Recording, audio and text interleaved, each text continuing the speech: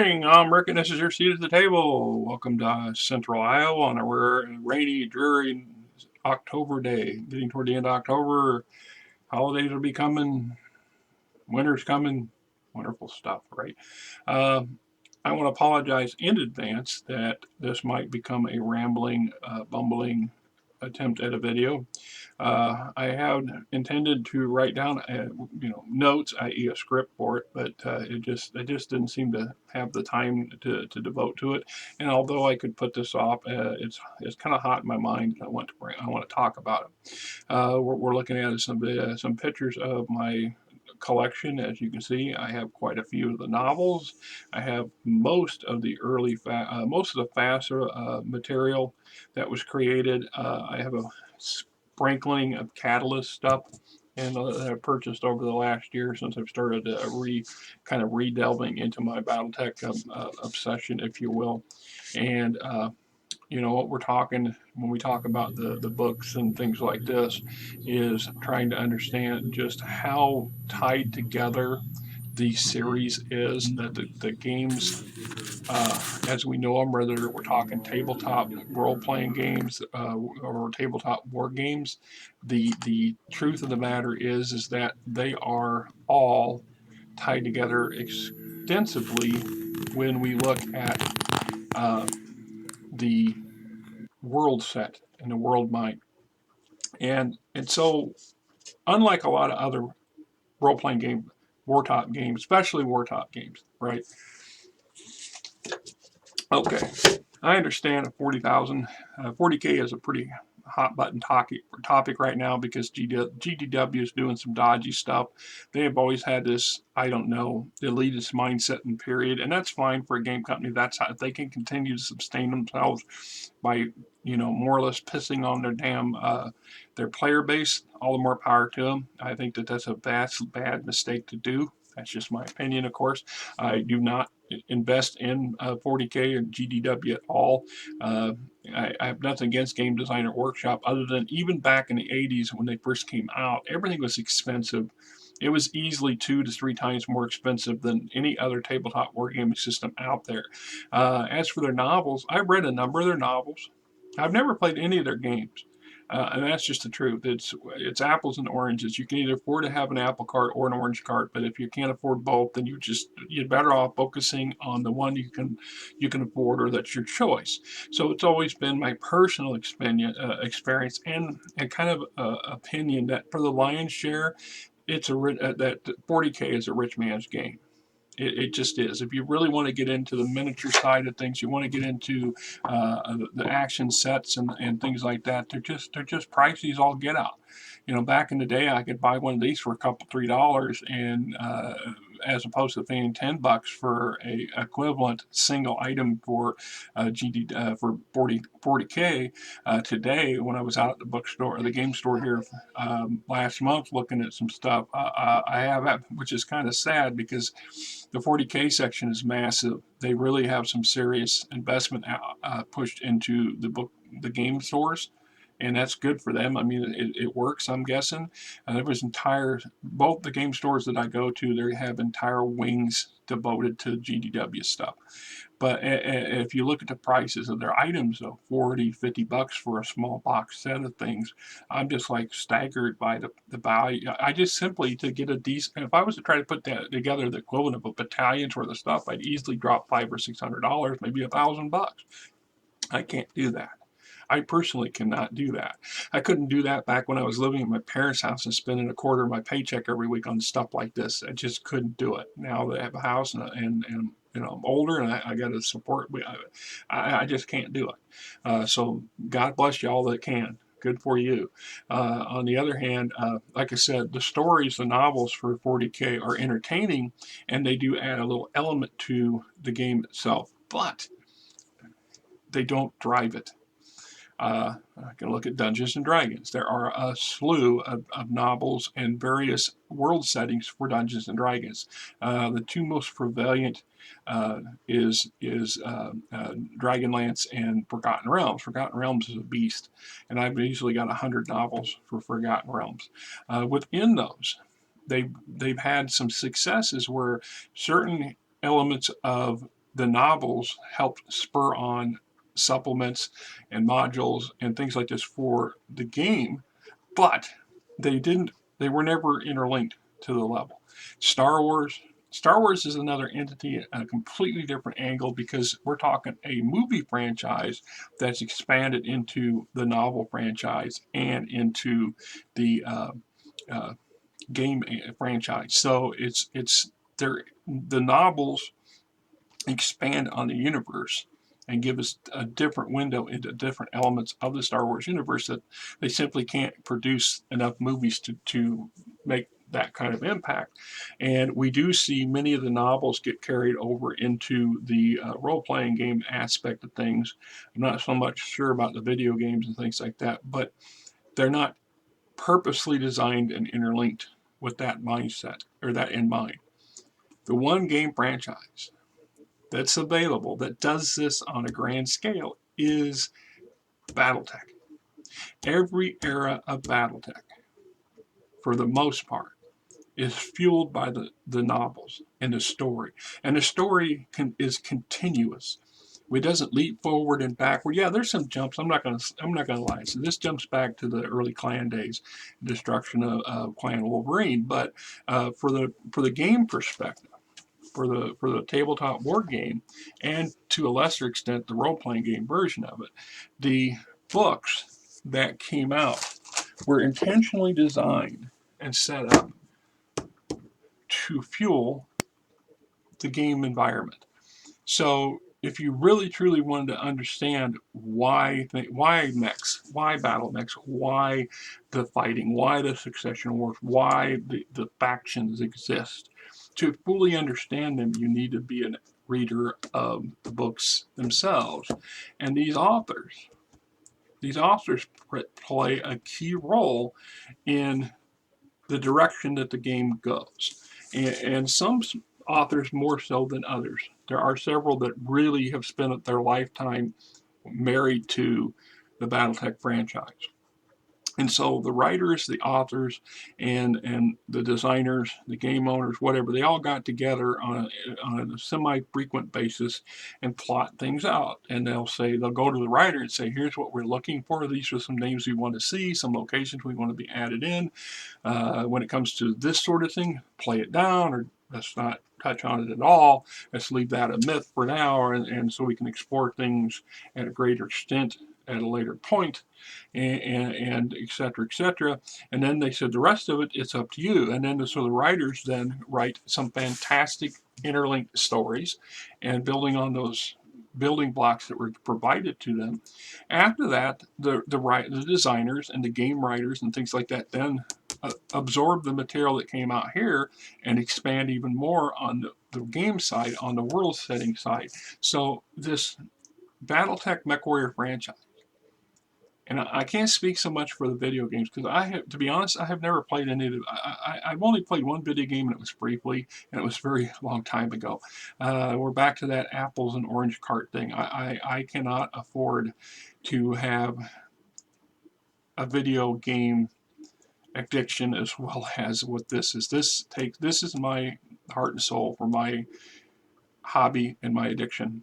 And this is the preferred things. I spend the money I have available to me. The video games and things like that are great. They're fantastic. They look great on the videos and watch some of you guys do them, things like that. Awesome. I just simply can't do it. I just don't have the hardware, the time, and the resources to devote to it to do it well. And there's something different. There's always been something lacking in a video game. I don't care how grand the sandbox and the design and the AI are, and I will agree that the systems have gone way above what they were even 10 years ago. They are fantastic. The graphics are awesome. The opportunities in sandbox play is great, but there's still something that they can't match in the imagination of the people who sit at a table with pen and paper and maybe maybe a battle map and some minis and what have you, and play out, because there's so much you can't do. The limitations for a game, a video game, is just that. there's still walls, there's still limits. So I'm not going off. I'm getting off on tangents. So, like I said, and this is just a personal opinion, it is my belief that the games and the novels in the BattleTech / MechWarrior universe, and I reason if you're not completely in on what's going on with this franchise, and you keep hearing me refer to BattleTech / MechWarrior, the reason I say that is because it's literally, there are books that say BattleTech, but there are also some that will say MechWarrior, and it's the same franchise. There's really no divorcing the two. It's not this and that. They are intermelded. They're part and parcel, and they all work together. So if you are a fan of role playing games, this is an awesome world to play in. And if you're just playing a tabletop war games, it's an awesome world to play in. And that's just my personal opinion. And if you don't like it, you know what? Get the hell off my channel. I didn't ask you. So anyway, there's more, I'm sure. I'm trying to keep it limited so I'm not running some crazy rambling babble, because like I said, I literally have 70 odd novels plus, and I dropped out in 2002, 2003.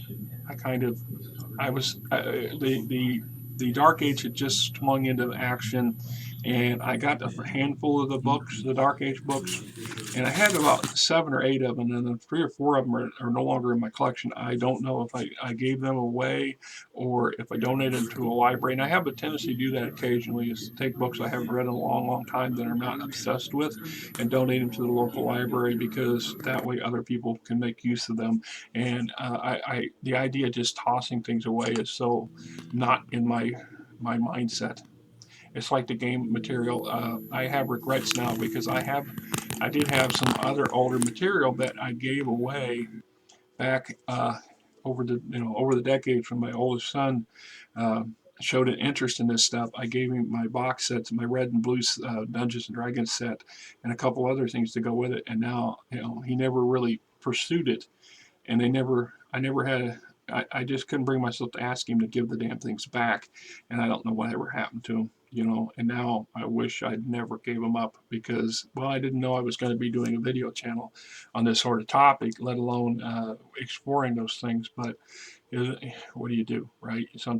Foresight is great, but it doesn't get you nowhere. So, I mean, like I said, we're back to that what do you do kind of thing. The And if you don't agree with me, by all means, make a comment and stuff. If you haven't read any of the novels, you're really shortchanging yourself. And I understand. Trust me, I have a friend who absolutely hates reading. He will dig his way through a game source book or a module, but reading a novel for him is painstakingly hard. He literally struggles from word to word because it's not his thing. For me, literally reading a book is a video, is a movie. I can see the settings in my head in color, and I can hear the noises and hear the people's voices that my mind put together, and I really sink my teeth into them. So I mean, it's hard to explain that to somebody unless you understand exactly what it is I'm doing. I'm currently rereading this series here. I finished this up last week. I've got book 2 is on my nightstand right now, and I read a couple pages every night before I go to bed. I saw these. Went out to a couple bookstores last month looking for BattleTech material, and I was shocked to find absolutely none of them in the bookstores. None. I went to the game stores and was shocked to find very little BattleTech stuff on the shelf. And it's such in a way, a culture shock, because I know I know that ordering everything online has become a big thing. One of the downsides of ordering online is, of course, this $12 book becomes a 20 odd dollar book, because now I got to pay for shipping and handling. Back in the day, I could have gone to the store. The price of 2 of these, I could have bought 3 of these at the store, and the luxury of paying for something and then having it shipped to your house is also married to the fact that I couldn't pick this up off a shelf and read it. I couldn't look at the forward. I couldn't look at the back or the cover. Other than what they showed, I really couldn't get into the book, just randomly pick a page and read something and see if this was for me. I had to take a gamble. And of course, everybody goes, oh, well, it's just real easy to return stuff. You just blah, blah. I said, it is and it's not. It is and it's not. It is easy, yeah. Slap the thing on a return sticker on a box in the back and demand a refund or a credit, but it's the time wasted, the anticipation shot to hell when you get something, you order something, and it turns out to be not what you wanted. I made that mistake early on in the summer when I ordered. It's down here somewhere. I ordered a technical manual that I thought it said Succession Wars on it, and I misconstrued what it was. I really didn't look hard enough at other people's reviews on what it was. And while it's a great book, don't get me wrong, especially if you're new to the franchise, but it's a rehash of all the other technical manuals I already own. And we're back to that spending $50 for something that I could have spent $50 on something else that I didn't have, that would make a connection. So anyway, back in about 2000 or so, Batsa lost its license. And you all know that. BASA stopped producing BattleTech, and BASA kind of got bought out and stopped doing a lot of things.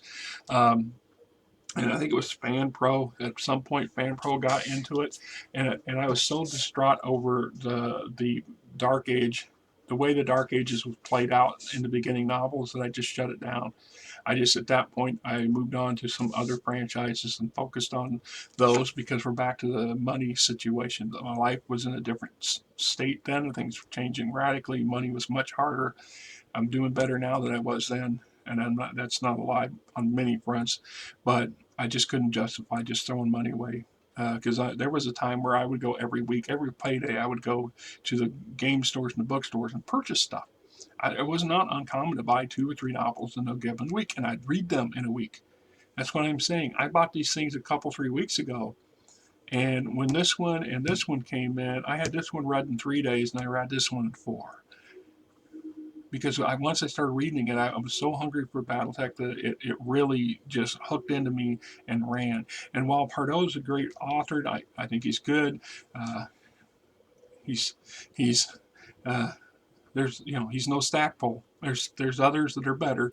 Uh, there's way too much combat in the books, but then again, that's kind of what it's about. And he condensed things. His story is a condensed version of what really goes on. So in reality, he could have easily done a trilogy just on the Hour of the Wolf, but he chose to do it the rate he did, and he had good reasons. I'm sure I have nothing against that, but it was still an excellent read, and it progressively pulled me deeper. And then this one here.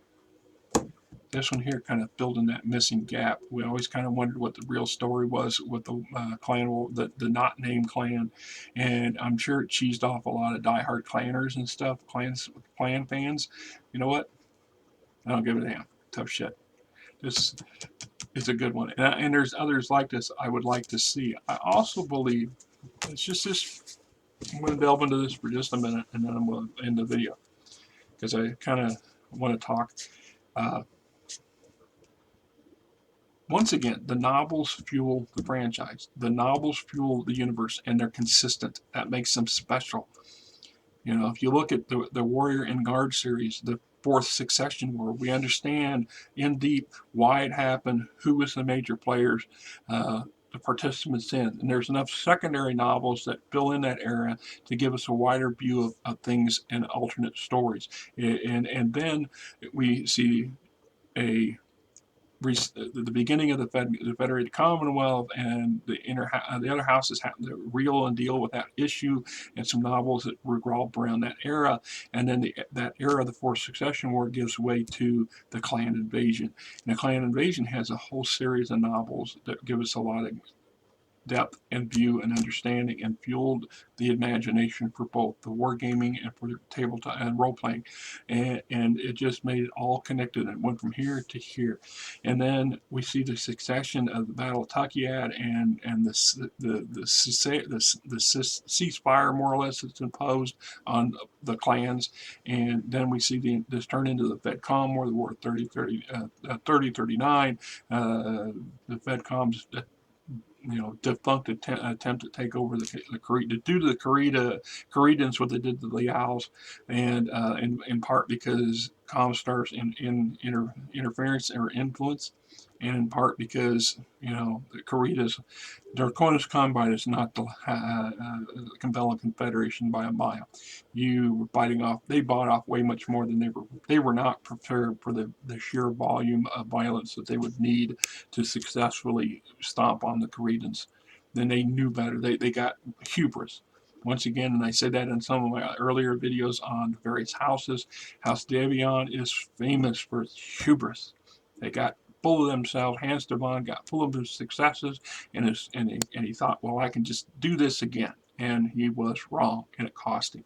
And then we've seen the stories that connect the clans and will give us a much deeper understanding of the clans and who they are and the key clans and why they act the way they do and how their motivations are driven and so on and so forth. So when I see a book like this, they've left in the earliest books of the clans, they talked about the no-name clan, and there were hints and stuff, but it was told to the writers at that time, because I've watched some podcast videos of the writers in question, and they were told, and they said this, that they were told to be vague or to leave it alone. Well, there are certain elements that we'd like to explore, but we're not going to either now or because it's not convenient or they don't really know where that would go at that time. But sometimes things build upon stories, and as things progress, bigger stories get. This is why Dark Ages was such a shock and such a really disappointment, because it really tried to regress things. It tried to, I don't know, bulldog the world into something that it shouldn't have been. And the fact that they tried to, I don't know, put everybody back to the brink of the Stone Age again in short order, and to the point where we're using logger mechs and construction mechs instead of regular mechs, was retarded. And they paid for it. The creators and the designers paid for it. And in part, that's one of the reasons FanPro, it was one of the reasons that Facet crapped out and FanPro didn't do so hot. Catalyst has had opportunities to clean that mess up and to try to progress from that. But you know what? They never did a reset. They didn't say, okay, let's just pretend like that never happened and start again from here. No, they kept that in the lore and the stuff, and it's in these stories. So we know that the Dark Ages happened as ugly and nasty and as ill thought out as they were, they still occurred. So when we have this retro book, now every now and then, like I said, they do some stuff. This retro. Let's go back in the early days and visit something. And there's plenty of eras. First, the Star League, the first succession, second succession, were plenty of eras to be developed better and deeper if they chose, and they may very well. But there's only so many hours in the day, etc. So there's just not an opportunity to do everything that everybody would like to have. But they still leave some open windows, or they put new windows in. So we don't know what happens to the survivors of Clan Wolverine.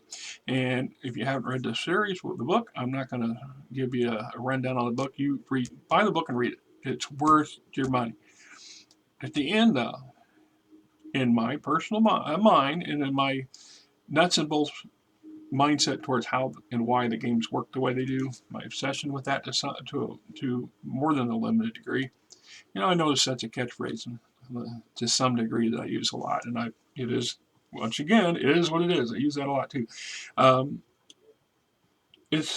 There's a possible window for another major event occurring down the road in the game history, in the future of the Inner Sphere, where there's the very ending of the book leaves this possible scenario that there's another big bad boogeyman out there waiting to come in and cash in some payback. Just leave it at that as some thought. Till next time, this is Rick and your seat table, and I hope you guys have a great weekend.